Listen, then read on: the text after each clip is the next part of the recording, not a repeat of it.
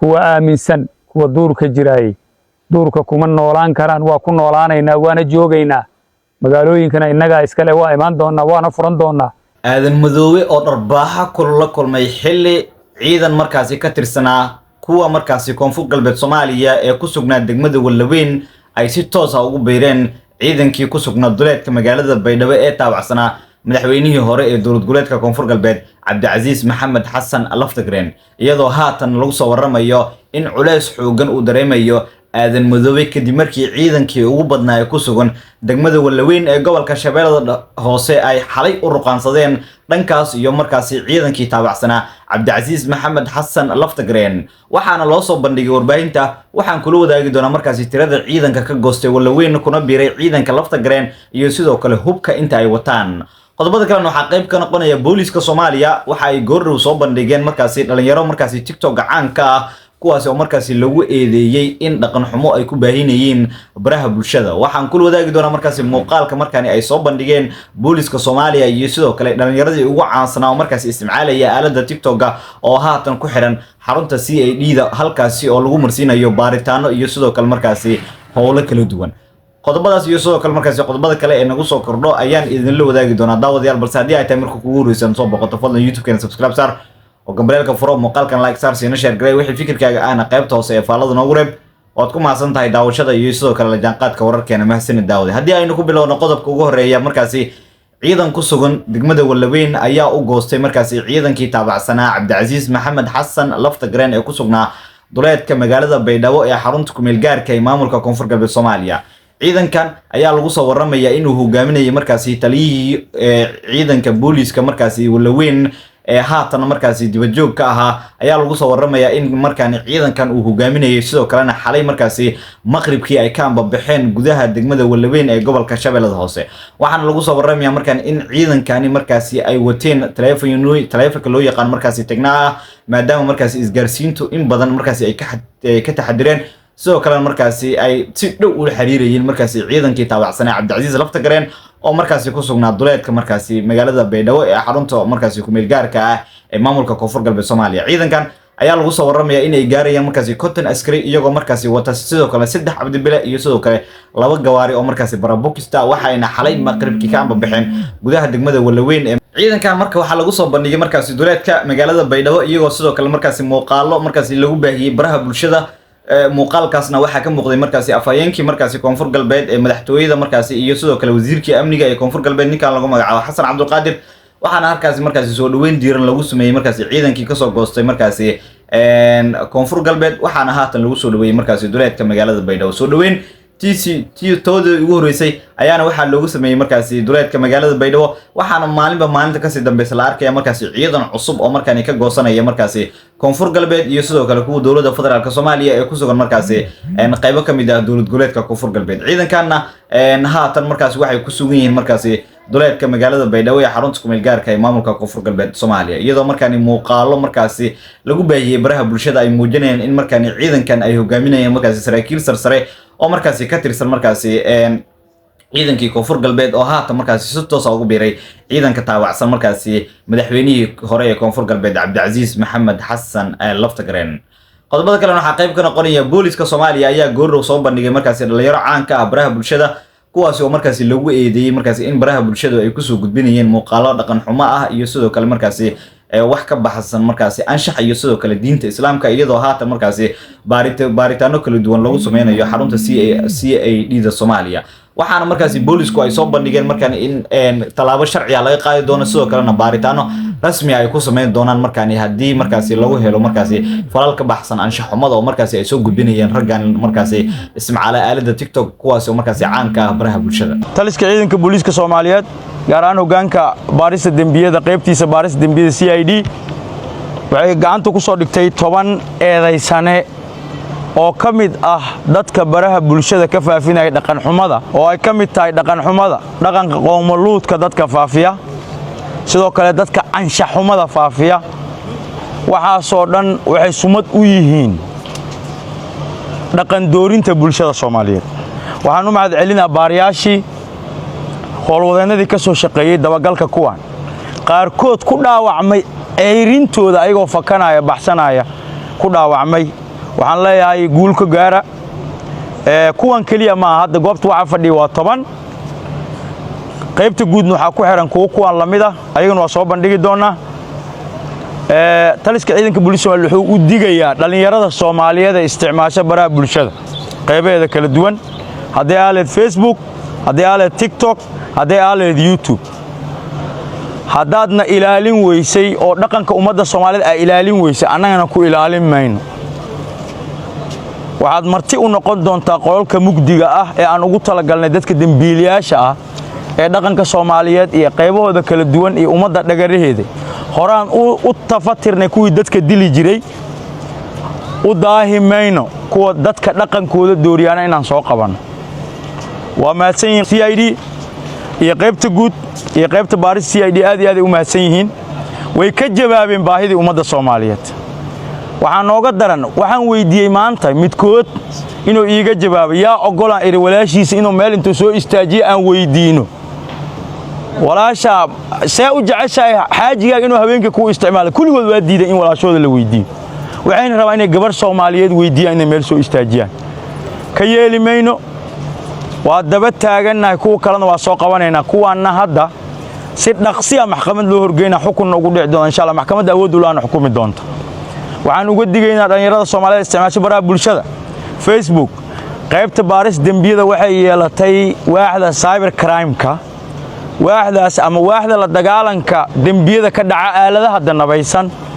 oo muhiim u ah nolosha bulshada Soomaaliyeed haddaad ogol dhuuma jirta klibkaaga lama haydii jirta kaama rabno klibkaama rabno annaga dul fadhina indhahayna meel walba qabanaya xilliga rabtaan ku imaan doona insha Allah kuwa aaminsan kuwa duurka jiray duurka kuma noolaan karaan waa ku noolaanaynaa waana joogaynaa magaalooyinkana innaga iskale waa imaan doonaa waana furan doonaa ilaahay nasrigeena waa qariib insha Allah ta'ala waxaan rabaa inaan iraahdo shacbiga reer Koonfur Galbeed Soomaaliya aan u sheego meel walba ay dunida ka joogaan kuwa beenta iyo propagandada saxaafadda la fadhiya ee sheegaya dawladda Koonfur Galbeed inay wada hadal kula jirto sida ay ayaguba sheegeen garab kaloon anagu ogeyn inaanay waxba ka jirin dawladda Koonfur Galbeed Soomaaliya waxay u taagan tahay har iyo habeenba difaaca dadkeeda dalkeeda iyo deegaanadeeda soo celinta amniga Koonfur Galbeed gaar ahaan magaalada Baydhabo horumarinta arrimihii hore u socday amar kala cadaynayna dawladda Koonfur Galbeed Soomaaliya aanay cidna heshiis kula galin inay wada hadlaan wada hadalka lagu sheegay dib u heshiisiin inuu yahay mar labaad iyo mar saddexaad shacbigeena waxaynu leenahay ku kadsoomina kuwa beenta sheegaya propagandada ku fiidanaya baraha bulshada ku kalsoonada dawladdiina ku kalsoonada ciidankiina ilaahay idinkiina waana guuleysan doontaan anamaaniya bogaadinu uga jeedinaynaa ciidamada Koonfur Galbeed daraawiishta sida ay u ilaaliyeen sharafka shacbigooda amnigooda iyo kala dambayntooda intaba waxaan mar kale ku celinaynaa ciidamada daraawiishta Koonfur Galbeed Soomaaliya waxaad ciidan u tihiin shacabkiina waxaad wiilashooda tihiin shacbigiina waxaad ka soo dhaxbaxdeen deegaanadiina waxaad amnigooda ilaalinaysay shacbigiina inaad foojignaataan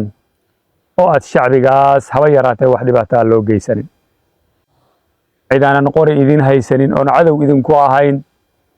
oo aan dhibaato idin geysanin inaanay dhibaato u geysanin shacbigana aad waji furfuran kula dhaqantaan haddii Allah idmo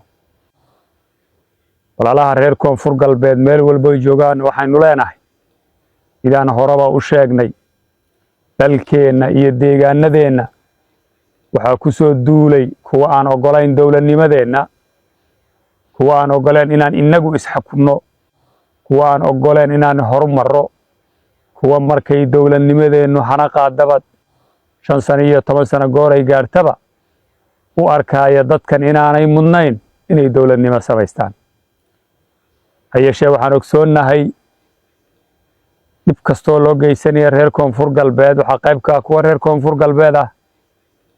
oo muraayada ay wax ku arkayaan ay tahay mid fogaan arag aanay ahayn oo meel dhow ay wax ka arkayso handuurkan ugu jirno u dagaalamayno waxa weeye inaan soo ceshano sharafkeennii inaan soo ceshano maamulkeennii inaan nahay ummad jirto ee ka mid ah ummadda Soomaaliyeed ee waddankan federaalka ah ku nool. walaalayaal kuwa beenta idiin sheegaayo oo idinla reer hebel baa wax loo diidan yahay oo idinla reer hebel baa duulaan lagu yahay cid duulaan lagu yahay reer hebel ma jirto. mabaadiida reer koonfur galbeedna kuma dhisna inay qabayladu qoryaha isu qaataan. ha dhegaysanina beentooda. waxa is haystaa waa aan ismaamulno. dalkeenna xaq baynu u leenahay inaan inagu isxukunno, inagu aan ismaamulno. iyo isma xukumi kartaan, ummad ma noqon kartaan, danihiina gaarka kama shaqaysan kartaan, horumarkiina kama shaqaysan kartaan ilaa annaga casharkaan annagu rabnaan idin meerino idinkuna aad taa ogolaataan. macnaheeduna wuxuu yahay qayb iyo xukun in la kala qaybiyo dadka reer koonfur galbeed danaha guracan ee la rabana laga dhex samaysto. yaana lagu kadsoomin walaalayaal. shacbigeena sharafta lahow meel walboo joogtaanba dal iyo dibadba yaan laydin khaldina been iyo barbaganda yaa la idiin sheegin. foojignaada. waxa la diidan yahay waa qarannimadiinna, waxa la diidan yahay waa midnimadiinna, waxa la diidan yahay waa awooddiinna dhaqaale ee soo kobcaysa. waxaa la rabaa inaad ka dib martaan dowlad goboleedyada kale oo dalka ka jira. mar kalean ku celinaynaa duulaanka koonfur galbeed lagu soo qaaday laguma qaadin deegaanada kale, laguma qaadin Jubbaland. mar baa la isku dayay ha yeeshee Jubbaland waa lagu hungoobay. laguma qaadin Galmudug. wada hadal ayaa loo tegay Galmudug. sababta keenaysa in koonfur galbeed lagu soo duulo dowladnimadeedii la burburiyo Galmudugna wada hadal iyo dib u heshiisiin loogu tagaa waxay tilmaamaysaa kuwaas waa aan ka baqaynaa laakiin idinku tabar ma lihidin sidaan rabnaan idinka samaysanaynaa. waa inaad ogaataan halka ay sartu ka qurantay. walaalayaal waan annagaa ismaamulayna daaya, annagaa isku filanayna daaya iyo idin deyn maynay shalaba innagaa idin lahayn maantana waa idin lahaanaynaa. waxaanan annagu ogeyn ma samaysan kartaan, dowladna ma ahaan kartaan. ilaahay idinkii daraawiishta koonfur galbeed iyo dowladda koonfur galbeed taa waa ay diiday, innaguna waa diidnay, idinkuna diida goor kastoo ay ahaataba. halgankeennan barakaysan ma istaagaayo, waana guulaysanaynaa. wakhtigu waa dheeraan karaa, waana gaabnaan karaa. intaba diyaar baan u nahay goor kasto iyo goob kastaba ha nagu qaadatee. walaalayaal meel walbood joogtaan mar kale aan idin salaamaynaa. ilaahay idinkii waa guulaysanaynaa, ha niyad jabina. waxa guulaysanaya waa xaqa, waxa guuldarraysanayana waa baadilka. meel walbood joogtaan. daraawiishta koonfur galbeed waa ka xunnahay. waxaan ogsoonnahay qaybo ka mida hubkoodii in laga dhigtay oo maanta ay sacbooley yihiin. ujeeddada laga lahaa ee loola diriraayo markeedii horeba waxay ahayd koonfur galbeed ciidamo daraawiish oo amnigooda iyo horumarkooda ka shaqaynaya oo tiro badan baa u soo baxay ha la burburiyo. ilaahay idinkii annaguna waa fahnay, ciidankeennu waa badbaaday.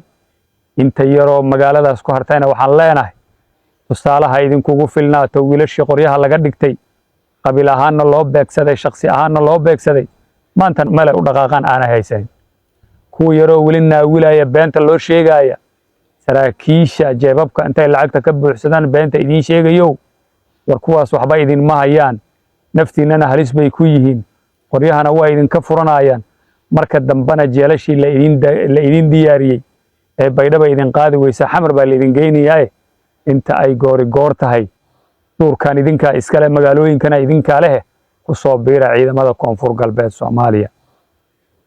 kama zuulayna aragtideenna, kama zuulayna fikirkeenna. duurkanaynu leenahay, magaalooyinkaan leenahay, aabbayaasheennan ka soo gaarray, iyagaa inooga tegey, dhaxal baynu u leenahay. berrina ayadaasaa nalagu aasayaa. kuwa aaminsan, kuwa duurka jiraayey,